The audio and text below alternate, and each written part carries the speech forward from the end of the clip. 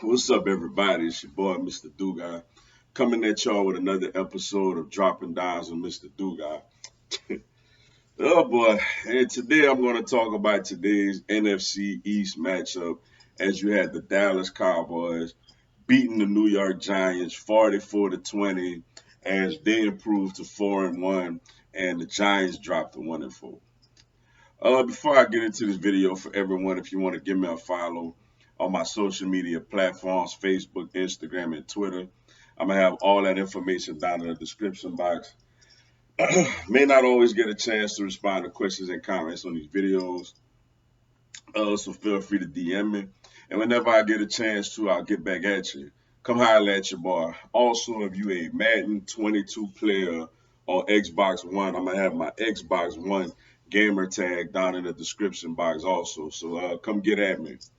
Y'all gonna hear a beeping noise throughout the video. I do apologize for that. Sorry for the inconvenience. To all you Cowboy fans,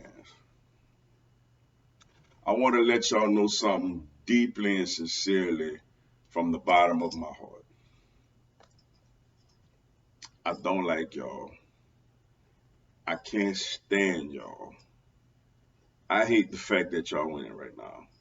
Oh, and for the Giants fans, y'all not as bad as the Cowboy fans, but y'all get some of this dislike also. But look, one thing I try to do on my channel, man, is I'm honest. And I'm honest about my own team. I'm honest about my rivals. I'm gonna say this: since the Troy Aikman, Emmitt Smith days when they was winning all those games and all that other nonsense, this is the best version of the Dallas Cowboys since then. And I'm gonna tell you why. They've been good in years. There was years where they were, pretty good. You think about their team in '07 with Romo and T.O. and Marion Barber, Felix Jones and all them. Uh, but that team, there was a number one seed in the NFC. But with that team, with Romo, you always felt like Romo was gonna screw up something. The 2014 team that won the division, that had the incident at Lambeau when they said Dez didn't catch the ball. They ran it really good with DeMarco Murray, and they had, T.O. and Dez Bryant and Terrence Williams and all them. But same thing. For one, they didn't have a great defense that year. They was able to hide their defense that season, and you felt like Romo was gonna screw it up. 2016, when with Dak and Zeke were rookies. There was the number one seed in the NFC, but I mean, yeah, Dak playing well. He's a rookie. This running back, they're rookies.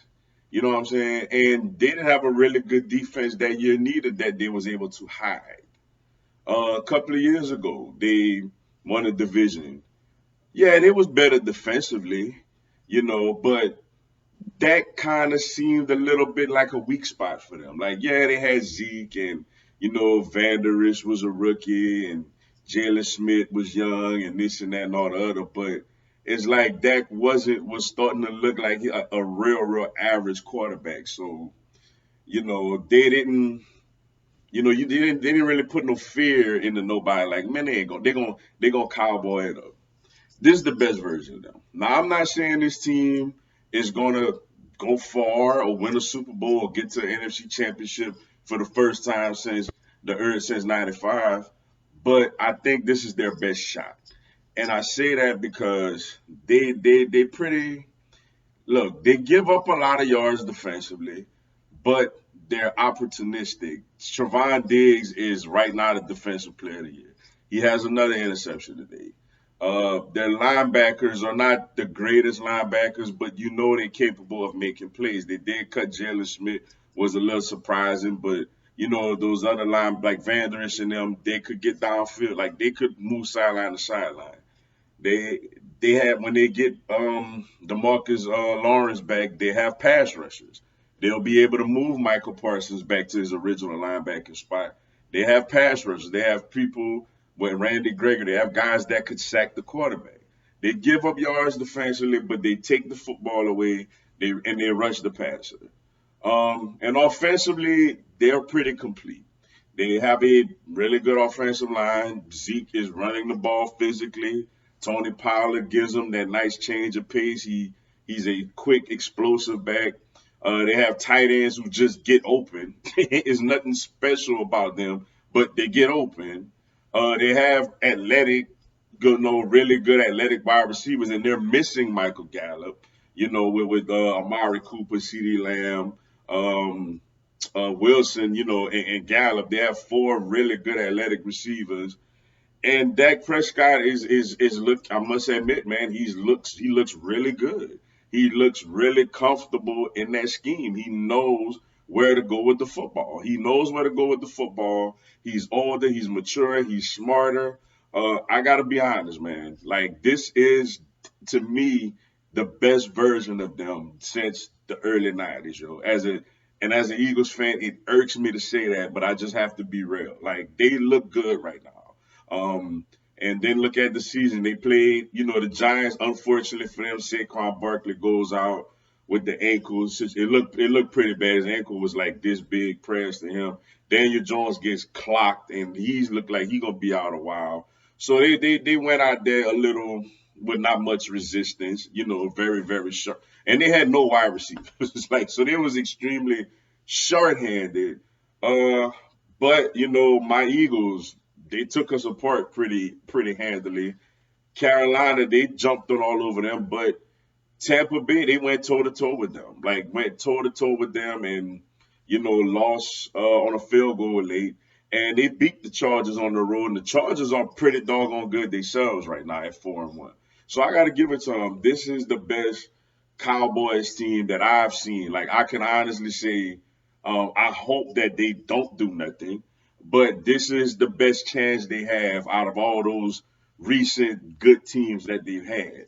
And as far as the Giants, they just riddled with injuries right now, like I mentioned.